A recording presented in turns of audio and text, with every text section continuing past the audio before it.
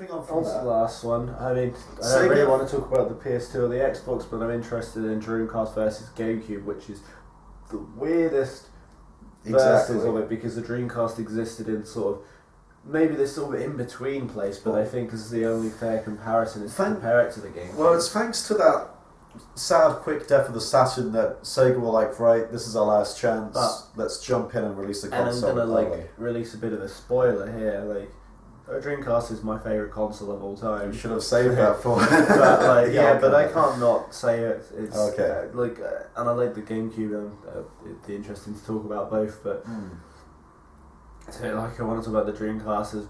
It's Sega in this space of it's like all or nothing, last throw of the dice. Sure. And the way they approached it was just make the most insane amounts of crazy different games that were like nothing else, and make them as good as possible. And it didn't work, but what they produced in that time is just this flurry of creativity that's never been replicated in gaming at any other point. For a long time, they were investing so much money in their games that probably helped them go bankrupt. Shenmue was probably one of the games that broke the Dreamcast, unfortunately. Broke Sega. They went crazy. They were like, they must have known it was their last chance to stay in the console market, and they thought the best way to survive was to make the best games possible, and the to take risks of the Dreamcast was it lived on into the other consoles, which I liked. So Breath of Fire was. It's a shame Shenmue 2 hasn't been put out yet, but the Shenmue, neither Shenmue 1, I guess. Yeah. But when those kind of come out, then it would have at last lived a new life. But every other good game, it's a sad story. It only had a couple of years really of games, and those Sega exclusives were awesome. They were just all about the exclusives with both the Dreamcast and the GameCube. Well, it's always been with Sega and Nintendo. Yeah, true. Those third-party games are awesome. Maybe not in the Mega Drive days, but ever since, definitely. But the GameCube itself is one of those weird Nintendo consoles. It didn't do tremendously well. It didn't do awfully. It's definitely not Nintendo Saturn by any stretch. I mean, its games are never remembered as fondly as the first three Nintendo consoles games are.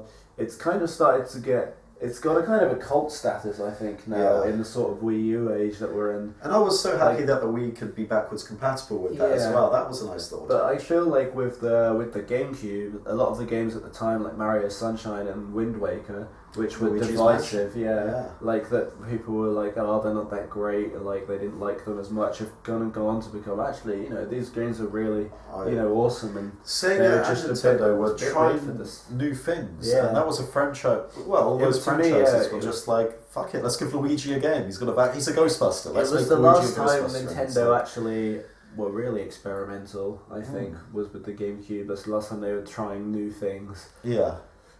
A lot. I'd say they don't do anything new now, but they've become a lot safer. They take a chance. I mean, Mario 3D Land on the 3DS, for example, is one excuse of combining the elements the best. But I don't think that was really a risk-taking thing. I think it was still very safe. It was just something that worked. But they also played on the cult status of those games, like Luigi's Mansion 2, for example, a remake of Wind Waker. I'm glad that Luigi's Mansion is maybe appreciated a bit more, because I remember a lot of people not liking it, but it's actually one of my favourite Nintendo games. I think the problem with the GameCube is a similar thing to what was the problem with the Saturn when it came to Mario. Yeah. Everyone wanted a straightforward Mario. Everyone wanted a straightforward Sonic or whatever else. Yeah. The GameCube never got that Mario. Mario Sunshine was its big Mario. Mario Sunshine was actually my favourite 3D Mario. I love Mario Sunshine. I like the colours, the water looks beautiful. I can see why people would appreciate it less. But yeah. But that's the one Nintendo machine. And they lost Rare at that point. I mean, obviously, I was saying that they were on the downward spiral, as I mentioned in the previous sort of comparison. The N64 Saturn one, I kind of felt like after the N64, they were probably on their way down in terms of quality before they were sold. If you look at Starfox Adventures, which is good but not great and up to their best. That's the thing, I'm trying to think of other Rare games on the GameCube. Well, I think that was the only one because it was their last game. They had a game in production which was a sequel to Diddy Kong Racing called Donkey Kong Racing, and instead of vehicles you had animals. It was quite interesting looking, but never got made. I always wanted to play that. So I think, but if GameCube is a cult status thing, the Dreamcast is a fucking cult hero. I would say Velvet Underground, probably not accurate, but it's... We haven't brushed on the internet yet. Yeah. Huh? We haven't brushed upon the internet. Yeah, it was very revolutionary for its time in terms of the internet capabilities. And if you look at it, it's a lot of the add-ons for the controllers were kind of almost precursors for the Wiimote. Well, not only that, but you look at that early Microsoft influence on the GameCube. You know, well, Microsoft apparently nearly wanted to buy Sega when they were thinking of entering the market. I'm kind of glad they didn't. Yeah, they thought that Sega's IPs wouldn't have enough appeal actually to damage Nintendo, which is kind of strange. But yeah, I'm very happy they did. Imagine if they did what they did to Rare to Sega, that would be so... Connect Sonic games and stuff. Sega aren't like the great company they used to be anymore, but then they're still half decent. They still make great games, just not as many. I mean, not to be a fanboy, but I'd rather Sony buy it than frickin' Microsoft. Or even Nintendo, as weird as that would be. I would love Nintendo to buy Sega out of those. Right now, the way things are, yeah. I think they'd really care for Sonic, Nintendo would. Yeah. Like, they care for everything they own, but... But like, as the Dreamcast, the GameCube's, like, the strengths were all, like I said, they didn't experiment greatly, but they did try new things, but like, they didn't have the same sort of breadth of innovation that, say, the N64 had. I think the Dreamcast just, like I said, it was such an exciting console, and it had so many new ideas being thrown in. It had great arcadey games, but it also had, like, I mean, you got the Shenmues like Yu Suzuki's Swan Song, and like the greatest, in my opinion, Yu Suzuki is the greatest arcade game maker. Until one of the GCAs, it was the best open world, pretty much. Well, to me, it is still the best open world game. It took up until a very late apart from GCA maybe game. Minecraft, but that's for me, different. Actually, it's Red Dead, but I'll get more into that another time. Yeah, no, but, I can see that's something because I like the Western kind of landscapes and stuff. But I'll tell you what, this is the trickiest one for me. I'm not going to lie. This is comparison. Yes, yeah. To me, it's a no-brainer. I know to you, but for me, it's. I play my GameCube more than my Dreamcast at the moment. That's the thing. But then the Dreamcast games, I think, are more readily available on multi-platforms. Exactly. Since a lot of them have been HD re-released, I don't really want to think about that kind of stuff when we're talking about the comparison. I know. We're trying to get into an age and era and all that kind of stuff. But I know. Actually, let's talk about the games when we do the top 5. Let's just focus on the consoles. So a little bit more on the... How about the pads? The Dreamcast pad is a kind of strange one, isn't it? It's massive, but it feels good, and the VMU was so unique, but it never really got used as much as I would have liked. It's having that little screen. When you were like 12 or 13 or 15, the VMU is amazing. You walk around, it's like a little Tamagotchi type. Yeah, as you get older, you don't use it like that anymore. Well, it's because it's less impressive, I guess, less new. I mean, it is kind of like Tamagotchis are kind of old, and like that's the kind of graphics it can replicate. And when you have your mobile phone, like your smartphone, it's, of course. But like, I mean, as well as like having a screen as a controller. I mean, it's almost like before the DS, but they didn't really use it as much as they could have done. Like, you think of Sonic Shuffle as one of the better examples of it, and like... Well, looking into it, I mean, this influenced a lot of Game Boy Advance GameCube games. Oh, yeah. Connectivity. Like, I think there was a Final Fantasy that had it, a Zelda. A bunch of them tried it, definitely. I think perhaps a Pokemon game. I think sure on that. I think the world was just not quite ready for that kind of connectivity. Sure, but it was still... And Pac-Man, there was a Pac-Man game, which was amazing, like a multiplayer Pac-Man versus, Yeah, where you play as the ghost and... Apparently that's really awesome. Oh, I had it once, it was amazing. And Mario was the commentator. It was amazing. That's what else could you want? So the Gamecube controller is another crazy one. Like, a lot of people don't like it, but it's actually one of my favourite controllers. I love the way it feels in the hand. It's just so light and light. It probably is my favourite. They break so easily. That's my experience with them anyway. Yeah, no, I agree. But I feel like Nintendo, when they were thinking about the shapes of the buttons and that, like, they really put a lot of thought into like how responsive it was, like what's natural, but the way it looks puts people off. But I feel like the actual placements and size of the buttons are perfect. So I love the triggers, the way they curve around the fingers. But I'll tell you what, there's one. The only thing I hate is the Z button, that tiny little thing. Like, I agree. I mean, the thing about that is, it's like Nintendo had a lot of critique from the N64 pad. I love the N64 pad, but most people don't like it. But they were like, let's make this one comfy. Yeah. And they couldn't have made it any more comfy to hold and play. And the thing about the GameCube pad, and it kind of lives on in the Wii, is the analog stick is set in like this hexagon. So instead of being able to move it freely, like if I show an example, the PlayStation 1, you can move all the way around in a circle. Yeah. Which the GameCube one, if I can get it on camera. I don't think I can. I know what you're trying to say, but I actually prefer choosing a direction and pushing it in that direction. Can't reach. The GameCube controller has this hexagon-y type thing, so it locks into place around. Do you prefer that?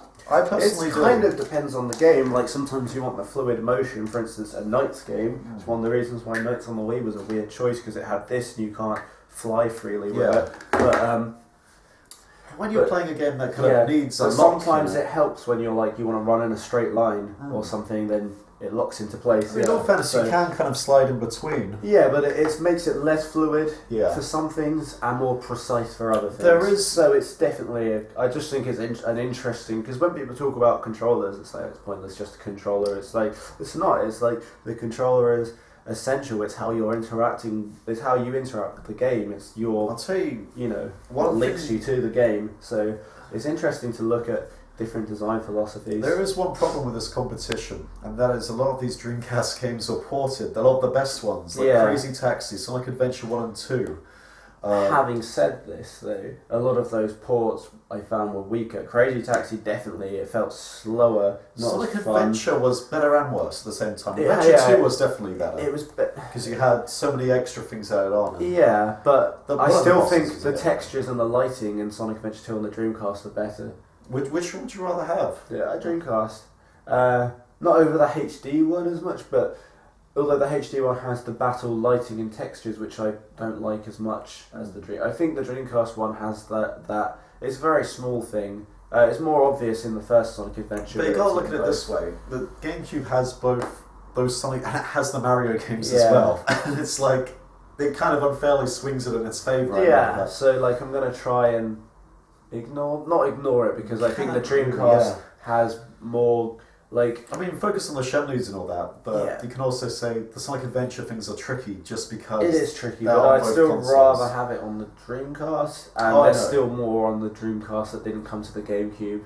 So, it really is only. That's a big franchise swing. That's the problem there. But and we're going to be talking, and I know I'm going to be talking my top 5 about Sega games on a Nintendo console. So sure. Which is a strange way. Like, it's that's why this is such a strange. And it's a very odd competition. I think of this generation, Nintendo got the most Sega games out of Sony and Microsoft. Yeah, I think they were a more natural fit, and they got some exclusives. Although Xbox got the big swing, which was Shenmue 2. But then no one bought it. Well, the thing is, Xbox had Microsoft had a. Why didn't get rid of? Microsoft had a deal with Sega, I think, to release 10 games exclusively on the Xbox, which is why. If we talk about that really quickly, like the Xbox had Panzer Dragoon Auto, Toe Jam and Earl 3, Jet Set Radio Future, and a bunch of Dreamcast conversions, and games like Autogi might have been exclusive on the Xbox. Can't remember exactly. A racing one, I can't remember, like a simulation type racing game. Sure. Anyway, Sega GT it was. So they had a bunch of Sega games early on in its life, but the deal kind of stopped after that, because I guess it wasn't that profitable for them, and it didn't help them crack the Japanese market. Like, I think that's what they wanted. Sure. And it didn't really happen for them like that. So I think we should jump into games now. I mean, the top 5s. Well, you've had the last 2, so I'll lead with this. You want to lead with this one? We'll do the same Nintendo then Sega. That's what we've done every time. You're probably going to come up with honourable mentions during your ones, and that seems to be how it's been happening. Okay. So Sega came first this time round, so. Actually, they came first to the Saturn. Yeah, so we'll go Nintendo then Sega. That's the format we've been doing. Mario Sunshine. Like I said, my favourite 3D Mario game. I love the look of it. I love the interconnected kind of wild type feel. I even don't mind the Delfino people that much. They're cool. I like the way it expanded on the Mario 64 way of going into a level and then having different goals. I mean, you couldn't get other stars at the same time like you could in Mario 64, but I still liked the idea as it pursued. So I like that one a lot. I'm going to say Luigi's Mansion as well, because it's absolutely one of my favourite games. It's short and sweet, but every step of it is awesome. So unique, and it controls are cool. It really uses the dual analog in a way a lot of games don't. The music is awesome. Luigi finally gets to star in something. Oh yeah. And the graphics still look great as well. It's a really unique game, and I'm so glad they made another one. Like finally. Yeah, I think they were just pushed and pushed. I think when you tell Nintendo, unlike Sega, I know it's a criticism, but Nintendo, I think Sega do it now. But there was a time when Sega didn't listen to people and just did their own thing. Nintendo, I think, listened more to, at that time anyway, listened more to people's opinions, and they just were like... Maybe, I don't know. That's another... I think this might just be with Sonic, though. They were very set on their ways. I think Sega listened too much to the fans for Sonic, but that's another point for another time. Sure, but the problem with that is there's so many opinions. Yeah. It goes so many ways. And but like you said, it's the old school. So, like, that's my first two, anyway. Yeah. Super Monkey Ball. I know Super Monkey Ball ended up on everything, but it was originally an exclusive Nintendo console, and Super Monkey Ball is a series that kind of has gone down the toilet. That's going into this kind of pad. It works for the whole clicky thing. True, yeah. We had a good little verse on that, which you should look into when it's up. Anyway, I didn't record it. Did we record that? We'll do it again though. Alright, fair enough.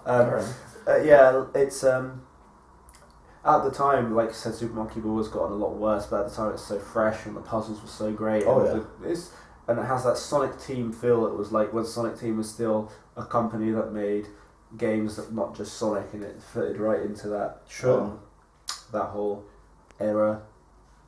So Super Monkey Ball definitely is on there. You'll think of two more. You want any help, or are you gonna? I can throw many names out there for you. No, it's okay. I'm sure I can think for myself on this one. It's just like there's not as many, like it's not as broad a spectrum as like other Nintendo consoles, which I guess is. Well, what I'm gonna say is, which might hint at your idea, is think of previous franchises that were continued on to the GameCube, afterwards, the ones that had just started on the N64. Well, the one that is not anything to do with the N64, but actually, I was saying Metroid Prime. Okay. Brought Metroid into the 3D. Like, this is probably the big franchise for the GameCube, like, in terms of it was like Mario 64 and Zelda, in that it was actually a new, it was the first time it was in 3D, and everyone was a bit iffy when it was going to be first person, but they absolutely nailed it. Oh, yeah. Probably the second best Metroid to Super Metroid, and it's very 50-50 between the two. Yeah. They're such cool games. And my last one, I mean, if I was going to do some honourable mentions, there would be like the F-Zero and Starfox games that were shipped out to Sega and Namco, both cool, but... Are you going to say Sonic Adventure 2? I mean, technically, it's a GameCube game as well. Technically, but I'm going to talk about Sonic Adventure in the Dreamcast. I know you feel there was, as I said, there was conversions, but they're there as well, and that kind of balances Nintendo's favour a bit, but carry on. Yeah, but no, I'm not going to say Sonic Adventure 2. Okay. I probably am going to say, even though I haven't properly played it, Animal Crossing, because I think it's pretty much the same as the DS game. Okay. Animal Crossing is always pretty much the same, and even though I never had it at the time, Animal Crossing is actually my second favourite Nintendo franchise next to Pokemon. Another thing about that game is it's not too expensive on Amazon, I don't think, that GameCube version. So it's an awesome game, and even though it's not the one I've played the most, I'm thankful to the GameCube for having it, and I know if I did have it at the time, I would have played the absolute shit out of it. Paper Mario? What's your opinion on that Paper Mario? I thought never really played the GameCube one, so I'm not going to comment, because I have no idea what it's like. Anyway, your top 5. You're not going to go into Dreamcast? Well, we do that afterwards. Oh, was that how you do it? I can't remember. I've forgotten already. Oh, well, what can you do? I'm working hard. Right. For multiplayer. Yeah. Mario Party 4. Okay. I really loved Mario Party 4. I thought the minigames were awesome. And to be fair, I've heard 5 and 6 are better, but I've never played them. So I'm going to say Mario Party 4. More reason can you give? Yeah. Super Smash Bros. Melee. I'm surprised you didn't say that one. That's true. Really enjoyed that game. Everyone knows Super Smash Bros. I can talk about it. I'll go over it briefly. 4-player beats 'em up. What else could you want? No tournament mode. Yeah, nice and simple. Everyone controls the same, but they feel different. No. So you can play as anyone and get a big crossover game. Yep.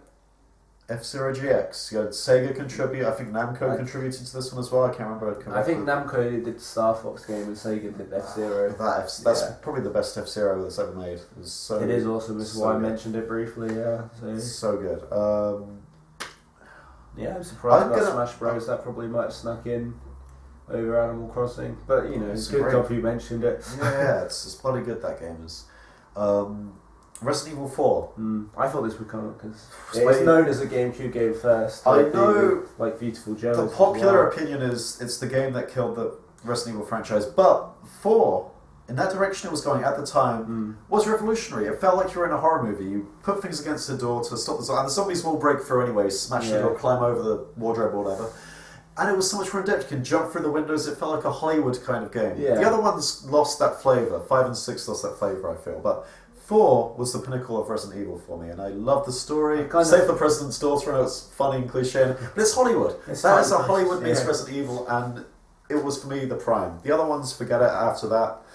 But 4 was awesome, so I'm going to say 4. Cool. I think you got one more. And there's a reason why it was ported to every other console. Because it kicked ass. It definitely reignited Resident Evil and as a popular franchise. I know you prefer the first 3, but 4 was damn good. I like 4. I don't like the precedent it set and the way it continued from there. Oh, fair. But, yeah. A big problem with how it continued was it became a cooperative game. Well, not... Yeah, but... That's a big... That's another topic we can get into another time. Anyway, is that 4? That's 4, I believe. Okay.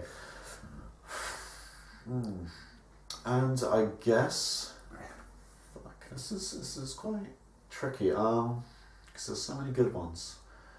But I guess if I had to choose another one... Okay. Probably... And you're going to go, I say it, but Sonic Adventure 2DX. It's a good game. It's Adventure 2 Battle. Battle, that's the one. I mean, the reason why I say that is because, and I didn't say any Marios because you had listed them, and I kind of wanted a different thing. Although they're all as good as each other, in my opinion, all these games. But because it's essentially, at last, Nintendo has Mario and Sonic platformers on one machine. And it's like...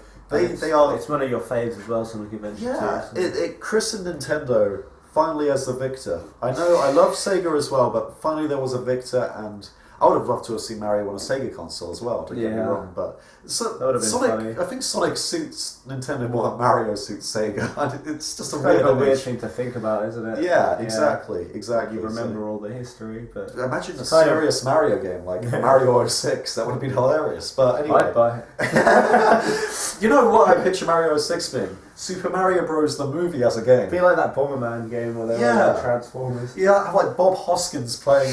You would look like Bob Hoskins. It would be hilarious. And Dennis Hopper being Bowser as a game. Awful.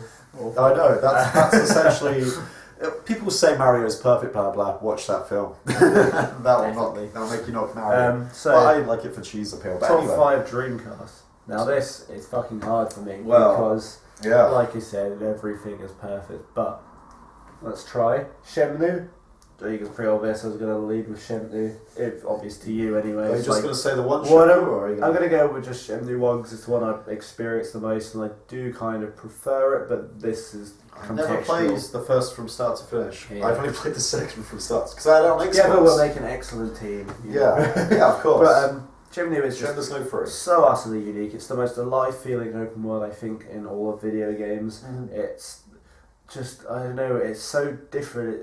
It's the mundane things it makes you do is just such a little part-time job, getting the forklift. And the fact they put it in this setting that I think in one article I heard it described as the Japanese version of Slough, it's like not this glitzy city or some like fancy location. They said it in the most average place they could. You kind of go into a city, don't you? And you kind of go into a city, but it's still like it's like a port town. Like it's not. It's got a nice little touch. I loved in Shenmue as well. What? The little toy machines. There's so much. It's a game that takes pleasure in the little things and making you wait and take your time.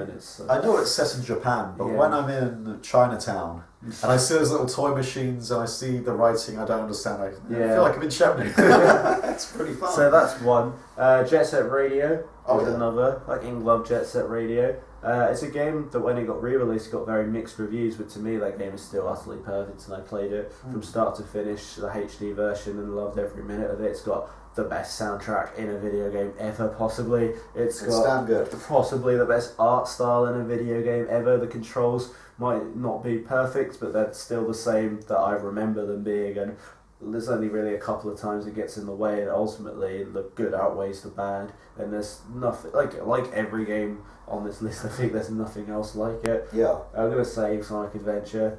I think I'm gonna just do the one because I don't want to. For the sake of variety, I love both, but Sonic Adventure 1 is one of my all-time favourite Sonic games, if not probably my second favourite to 3 and Knuckles. Sure. I love again. I just love the there's bits like the fishing which aren't as good, but I mean we got a whole video dedicated to why I like this game and why you like this game. If you want collaboration, it's awesome. Yeah, but a great game.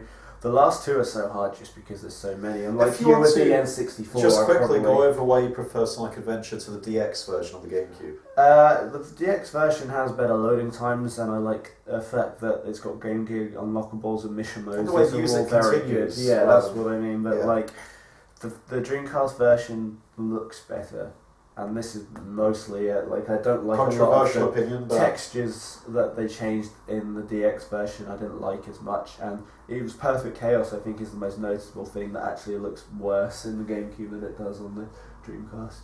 I mean that's kind of an aesthetic thing, but to me, which is a shame because with those Mario Sunshine water graphics, you think they do something quite cool. it's with very those. strange. But apparently the Dreamcast, like one of the things it could do really well was called water graphics, which is why they made the monster like a water monster in Sonic really? Adventure, because Sonic Adventure was meant to be like something that showed off everything the Dreamcast could do, It's which almost is pretty damn why it cool. had downloadable stuff, which is why it used the VMU with the chows. The Dreamcast had a pretty good like that. 2D engine itself, don't it?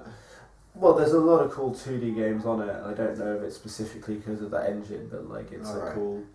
It's just, I guess, part of the inheritance. But like, anyway, so I've got two more. It's so hard, and I'm probably going to do a lot of honourable mentions. So this is my one, like you're in 64, I think. Sure. So Do you like, want some suggestions? Because I can think of so no, many. I don't need suggestions. I'm just saying there's a lot, but I'm going to put House of Dead 2 on here. My favourite light gun game ever made. I think that's the best light gun game. It's just funny with the terrible dialogue, but the Oh, it's also, like Resident Evil 1 in that sense. yeah, but like I could never get tired of replaying those same levels over and over. It's just brilliant. It's music and it's hard to, I can't really explain why I like a light gun game, but it's just like the whole tempo of it is perfect. No, it's I game. can kind of, if you got the light gun with you, you kind of feel like you're in the arcade almost. Yeah. It's pretty much the same. I mean, Got the a gun, Wii version of House of Dead 2 and 3 is just like perfection for me. But like, if we're talking purely about the Dreamcast, and I got to put House of the Dead on, I can't not. And my last I played one, 2 so many times as well. yeah, and I it's don't get a bored good of it. It's a good game. My last one. Now I don't know Once how you much said a you're final going one, to but agree. okay. Like, there's a lot of honourable mentions, like I said, but I'm going to say, and this is a very 50-50 between this and Choo Choo Rocket, but I'm saying Space Channel 5 because it's another game that I never get tired of. I play it from start to finish. It's a rhythm game in sort of the parappa mold, but like but it still stands out. It's got this kind of 60s like hippie feel, but in space, and it's like the whole London fashion scene, but in space with crazy music and little Michael Jackson cameo, Yeah. which is quite cool. I actually think Space Channel 5 Episode 2 is better, but as I've never played it on the Dreamcast. Can you play as MJ on the second one as well? I've heard. Yeah, and he's got a much bigger role. That's But hilarious. yeah, That's quite honourable cool. mentions. I'm just going to throw out a bunch of names because these are all games that to me are perfect and I never get bored of. Fantasy Star Online, I mentioned Choo Choo Rocket, Echo the Dolphin, Capcom Fighter, what's it called? Marvel vs. Capcom 2. No, the 4-player one, the like Smash Bros. Oh, type Power thing. Stone. Power Stone. That was damn good. Yeah, definitely.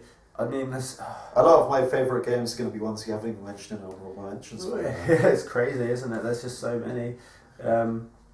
And it would have been even more mad if games like this, like Super Monkey Ball and Toe Super Jam Monkey Ball on the happened. GameCube just seems perfect. But just imagine if it never went out of existence and those Sega games from that era still came out on the Dreamcast. It's just, Yes. there's yes, more, definitely. like there's more and more and more and more I could name, but like that if I had to. Yeah. I'm just gonna say Seaman. Seaman is fucking insane. Seaman is That's all hilarious. I'm gonna say. Yeah, it's It's good amazing. Fun. It's good fun, that So one. then that's just your top 5. Oh, my top 5 for the GameCube. Was For the Dreamcast, right? Dreamcast, Yeah. Alright, you're going to be like, oh damn, I didn't mention that in the honourable mention. Virtual Tennis. Oh yeah. Crazy Taxi. Yeah. Sonic Adventure 2. No. Sonic Adventure 1. I prefer... Oh, no, fuck. You've already said 2 for the GameCube, so maybe it's fair that you say 1 for the Dreamcast. Oh, freaking hell. For you, it's hard for you to understand why I like them both equally. I don't even know, but there is something about 2 I freaking love. And that's where it's kind of like... it's just tricky. I'm just going to say that I know this is cheeky to say, but I just like Sonic Adventure franchise. Yeah. I like them equally. It's the best way to do it. Yeah. I know with you it's an obvious winner on one, but for me it's the franchise. Probably the next one is Shenmue 2. Only because I never played 1 properly, so I'm going to say 2. Yeah, for basically the same reasons, isn't it? 2 was so fucking awesome. It is a great game. I'd probably say the franchise of... would you like to play a game of Lucky Hit? I mean, I'm never going to forget doing that for fucking exactly. countless amounts of time trying to get some money. Really good. It was fresh. No, and that's why like Resident Evil 4 in a weird way. It's the only game for me that made quick time events at all fun. It's kind of weird, or maybe that's just nostalgia. Resident Evil, like for that one game, because it was fresh, it was new. Like when he's on the boat, for example, I don't really think it was fresh new in Resident Evil because it had already been done in God of War. But yeah, I never played God of War though. Yeah. So for me personally, it was a fresh thing. Other than Shenmue, of course. But for a final one, I would probably go for... I prefer Mario Party to Sonic Shuffle. I do like Sonic Shuffle, but I prefer Mario Party. That's just Hudson. It doesn't really matter either way. It's all the same thing. Yeah. I'm more used to Mario Party. As weird as that sounds, considering I own Mario Party 4 and played it quite a lot at home. I'm not going to even say... There's so many, man. There's so many. We didn't even talk about things like Virtual On and the Ferrari game and the Daytona that was on the Dreamcast and Virtua Fighter. See what I mean? There's just... Probably freaking Headhunter. Oh man, I completely forgot about Headhunter. Is so good. I love that game. So I mean, it was never going to be a Metal Gear beater, but it's for a stealth game. It's got its own value. It's a shame that second Headhunter they made, all the other consoles suck so hard. I just like the over-the-shoulder kind of shooting, and it was arcade meets Metal Gear almost. I completely forgot about it. Really fun. It was definitely the most... It was the Sega way of doing it. Some honourable mentions, some shockers. WWF Royal Rumble. A nice arcade kind of game. Yeah. I know it was very... You don't play it for a long time, you play it for 15 minutes and get bored, but you throw it in. Those 15 minutes are good. Yeah, it's so fast. It's like chop, chop, chop, chop, chop. There's so many. I could throw in Hydra Thunder as well because I played that. Soul Calibur 1. Soul Calibur 1. Fucking amazing. One of my favourite all-time beat-em-ups. I mean, for me, that's where Soul Calibur peaked. I mean, I know I kind of said I like Mario Party, but I like Sonic Shuffle too. Yeah. That's a damn good game. It's quite rare. The weird thing is, a lot of fans and reviews don't like Sonic. I never understood why they were against Sonic Shuffle. I mean, it is Hudson. They made Mario Party and not Mario Party, but... Floyd and Bros is one that is kind of a bit out of the left field, but I really enjoyed that game. I never played much of that one. It's a weird game, very Marmite, I imagine, in terms of love it or hate it, but yeah. I love a bit of Big Mother Truckers. I think that's 18-wheeler. I always get them mixed up. Yeah, that was same kind of game though. I had that on the GameCube, and that was even fun with the Acclaim conversion. It was still good. And Mortal Kombat Gold was quite good. No, it wasn't. Am I thinking of something else there? I don't know. Probably. I love Mortal Kombat, but no, I always wanted Mortal Kombat Gold, but now I know a bit more about it. It's not. Isn't it Mortal Kombat 4 with a few extra things? Yeah, in many ways it's actually worse than Mortal Kombat 4 somehow. But yeah. Oh, okay. So let's wrap this up. This is our last thing. GameCube or Dreamcast? I mean, Dreamcast for me. I think I've already stated why it's my absolutely favourite console of all time. It's my favourite game company at what I consider their creative peak. It's just absolute. I can't think of anything more to say. It's just every game they made in that period was utterly perfection, and I play them all a lot now even, and I will never stop. Sure. This is so fucking tricky for me. I'll explain This feels like the Saturn N64 thing for you. Oh no, it's even. I'll explain why it's even worse. Because, as I stated earlier, Nintendo has not only a lot of great Sega Dreamcast games. It has Billy Hatcher. Yeah. It has frickin' Monkey Ball. Yes, I can see. Also, it continues. It has Sonic Heroes. And it has the Sonic Adventures. Yeah. The big is like Heroes and Billy Hatcher. I mean, Monkey Ball for me is awesome, but Billy Hatcher and Heroes are just slightly below that Dreamcast quality. Oh, they are, but they're on the GameCube and not the Dreamcast. Yeah. So, but the thing is, it has the adventures as well. Even if it is to a less preferable degree in your view, it's not that much worse, is it? Oh no, definitely very. I mean, I rebought them both on the GameCube and played them to death. Exactly, and at the time you kind of preferred it a little bit, didn't you? Just because it was fresh. It gave you an excuse to play it again, regardless.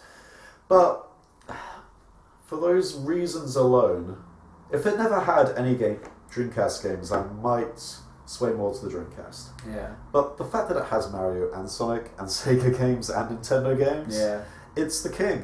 This is the GameCube. The Nintendo have been the victor. I mean, I can get down with that. I can understand it. To me, the Dreamcast just has more that wasn't on the GameCube, even though some of them are. Oh, it has Shenmue. And it has... Well, it has a lot of... Does Virtual Tennis... I know Virtual Tennis hit the PS2, but did it hit the GameCube? Probably. But like I said, there's lots. There's just a lot. But I can understand the view of both, but to me, like I said, the Dreamcast wins. Like, you could put the Dreamcast against any console in history for me, and it will always be the Dreamcast.